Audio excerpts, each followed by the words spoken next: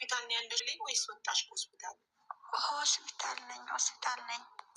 እንዴት ነሽ አሁን? ደህና ነሽ? ከሞላ ጎደል እግዚአብሔር ይመስገን ሕክምና ላይ ነኝ ያለሁት። ኦኬ፣ ፈጣሪ ጨርሶ ይማርሽ። አሜን አሜን። መናገር የምትፈልጊው ነገር ካለ ምንድን ነበር ጥያቄያችን ለብሌን? ብሌን አንቺ $18,000 ነው ህክምና የፈጀው ብለሽ ነበረ ለናኒ እና እንዴት አወቅሽ? $18,000 ማን የከፈለልሽ? አንደኛ በመጀመሪያ ደረጃ የተከፈለው ድርጅት ነው። ግማሹን የሸፈነው ድርጅት ነው። ያኔ ህክምና ቶሎ አላገኘም። ከተሰበሰበው ላይ ነው የተከፈለልኝ ብላለች። አላልሽም ነበር? እኔ ነው የተከፈለም አለ እኔ ያልኩትኝ እሷ የጨረሰችው እንዳለ ህክምና $18,000 ነው ያልኩት እንጂ የተሰበሰበላት ይሁን የኢንሹራንስ ይሁን አላውቅም። ተሰበሰበልኝ እና የተከፈለልኝ ብላለች ስላልሽ ነው ቅድም። ኖ እንደዛ አይደለም ያልኩሽ አቡዬ፣ በደንብ አልሰማሽኝም። እንግዲህ እኔ የጻፍኩት እንደዛ ነው። ሚስ አንደርስታንዲንግ ሰምቼ ከሆነ ኦኬ። ብሌን ከእርዳታ ላይ ስንት ነው የተከፈለልሽ? ድርጅቱ ስንት ነው የቻለልሽ? ግማሽ ብሌን አንዴ ካስታወሽ እንደው ምን ይምናልኩ እንደዛ ከሆነ እኮ ታዲያ ሳራ ከተሰበሰበው ላይ ከከፈለች እኮ መልካምነቷን ታማኝነቷን ነው የሚያሳየው።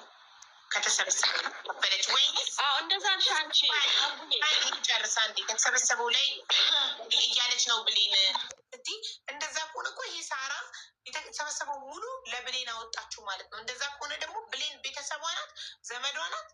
ብርቱካን ባዳ ሆና ብሌን ቤተሰቧ ናት የሚል ነገር አይደለም። ሀቡዬ እንደዛ ሁሉ እንዲ ሁሉም የሚያወራው በየተው እንጂ የሚወራው ሁሎች እናንተ ስታወሩ እኔ ዝም ብላለሁ፣ እኔ ሳወራ እናንተ ዝም ብላላችሁ። እንደዛ ነው መጣጣመጡ እንጂ ሶስት ሰው እኩል ካወራን እንዴት ነው የምናዳምጠው? እንደዛ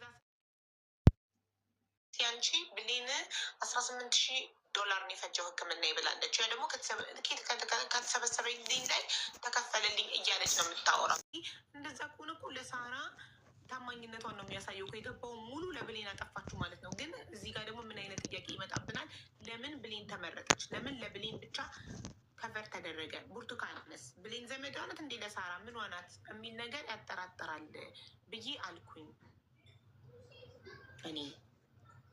ልክ ነሽ፣ እንደዛ ነው ያልሽው። ልክ ነሽ። እኔ ብሩ ከየት እንደመጣ የኢንሹራንስ ይሁን የእርዳታ ይሁን እኔ አላውቅም። ግን ብሌን የነገረችኝን ነው የመጥቼ የነገርኩሽ እኮማ።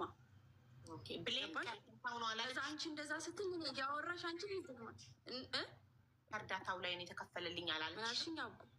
ብሌን ከእርዳታው ላይ ነው የተከፈለች ነው እንደዛ አላለችኝ። እሷ ከእርዳታው ላይ ያለችኝ $2,000 ብቻ ነው እንደተሰጠኝ ማቀውን ያለችኝ ለእኔ በእንትና ስም በሳራ ስም አይደል ብሌን? በጣም ብሌን ትናገር ደግሞ። እሺ በቃ ይህን እሺ ብሌን ቀጥ። እሺ እኔ ማቀው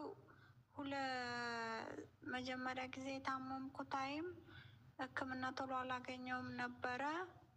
ለዛ ያለ ሆዴ ኦፕሬሽን ለማጸዴ ማሪ ከእርዳታው ላይ ስንት ነው የተከፈለልሽ? $2,700 ብላለች እዚህ ጋር። $500 በካሽ በእጅሽ $500 ሰታሻለች ሳራ? አልሰጠችኝም። ሳራ $500 ለብሌን በእጇ ሰጠዋት ብለሽ ነበር። አልሰጠሽም ብሌን? አልሰጠሽኝም። እኔ 5 ሳንቲም እጄ ላይ አልደረሰም። በእጅሽ በፊት አልሰጠውም። 500 ፈሀድም አለ ብዙ ልጆችም አሉ። እኔ 5 ሳንቲም አልሰጠሽኝም። ኖ ግን 500 የጎደለሽ ብር ላይ እኔ አልሞላውልሽም በምስክር ፊት። ይህን ብቻ ነው በይ። እኔ አልሰጠሽኝም በእጄ።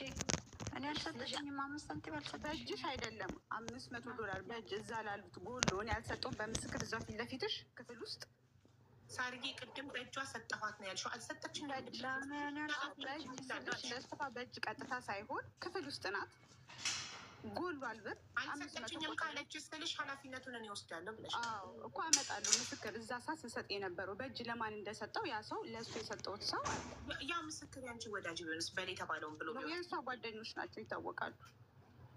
ጥሩ የራሷ ጓደኞች እና እሷ የምታምንባቸው ከሆነ እሷ በሰዓቱ ብር አሰባስበው ያመጡት። አንቺ ግን ያልሽኝ ለእኔ ላይቭ ሪከርዱን ማውጣት ይቻላል። በእጇ $500 ሰጥቻታለሁ ስትይኝ እኔ ስትሰጫት ቪዲዮ ቀርጸሻታል። አዳምጪ ሳብዬ ስትሰጫት ቪዲዮ ቀርጸሻታል አልኩሽ። ለምን እኔ ቪዲዮ ካልቀረጹኝ እኔ ለሰው ስሰጥ አልኩሽ ራሴ ምሳሌ አድርጌ እኔ ለአንድ ሰው ሄጄ ብር ከሰጠው ቪዲዮ መቅረጽ አለብኝ። ካለበለዚያ አልሰጠውም። ይቅርታ ነገ ብትክደኝ ቪዲዮ ቀርጸሃለሁ እሺ እንዴ ልቅረጽህ ብዬ እንትን ይኸውልሽ አንዴ ጋይስ ታውቃላችኋ የሳይመን የጆሮ ኦፕሬሽን ከተደረገ በኋላ ሌላ አይነት ነው የሚጠቀመው እና ኦፕሬሽን ከመደረጉ በፊት የሚጠቀምበትን ቪዲዮ ሰርቼ ለሰው እርዳታ መስጠት ፈልጋለሁኝ ብዬ እዚህ ላችኋል። አንዷ ለወንድሟ ፈልጋ አቡዳቢ እያለሁ ቤቴ ድረስ ሰው ልካ ማለት ነው የጆሮ ሊወስድ ቪዲዮ ቀርጸሃለሁ አልኩት። አሁን ያ የራሴ ነው።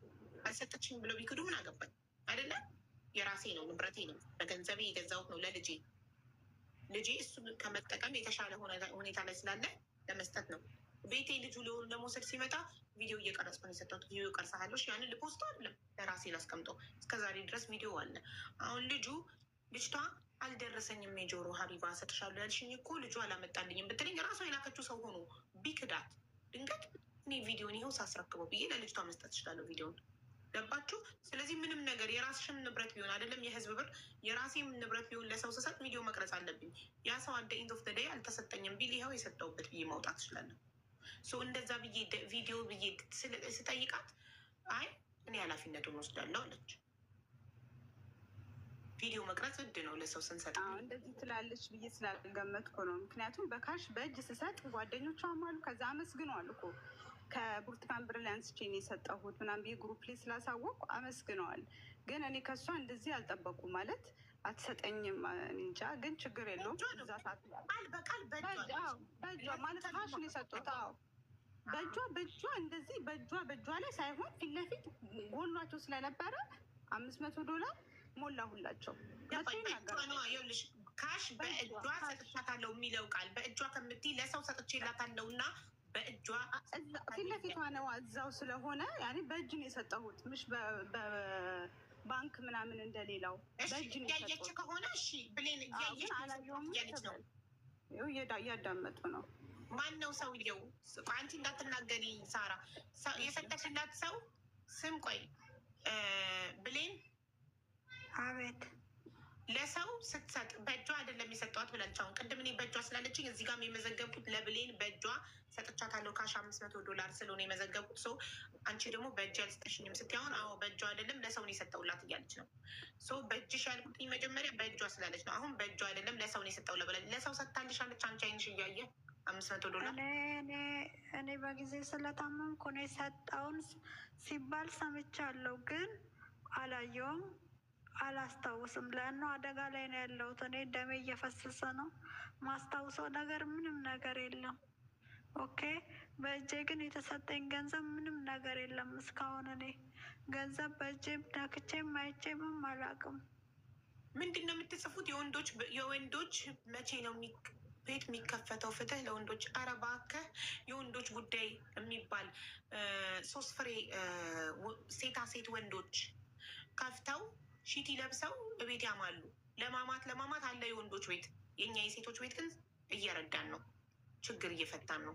ስለዚህ የወንዶች ቤት የለም አትበሉ። አለላችሁ ግን ለሀሜትና ለስድብ፣ ሰው ለመርገጥ፣ የሰው ፎቶ ለጥፎ ለመራገጥ፣ ለመሳደብ ነው የወንዶች ቤት የሚከፈተው እንጂ የታመሙ ወንዶችን ለመርዳት፣ የተቸገሩ ወንዶችን ለመርዳት አይደለም፣ ድምፅ ለመሆን አይደለም። ይህ ነው ልዩነታችን። ስለዚህ ወንድ ከሆንክ ሄድ ወደ ወንዶች ቤት። እሺ ይቅርታ አድርጊልኝ ጋይስ። ይሄ ቤት ሴት ብቻ አይደለም የሚረዳው፣ ወንዶችንም እንረዳለን። ግን እንደዚህ አይነት አቃጣሪ ሾካካ ምናምን ወንዶችን አይደለም እኛ የምንረዳው። እና እኔ እርግጠኛ አይደለሁም አሞኝ ስለነበረ በአይኔ አላየሁም ሲባል ግን ሰምቻለሁ። ያክስቷለች አድርጌላታለሁ። ወታም ስላመሰገነች ነው እሷም ትምጣና ትመስክር። ያክስቷለች ካመነችባት ብሌን ተቀባይነት ነው አለው።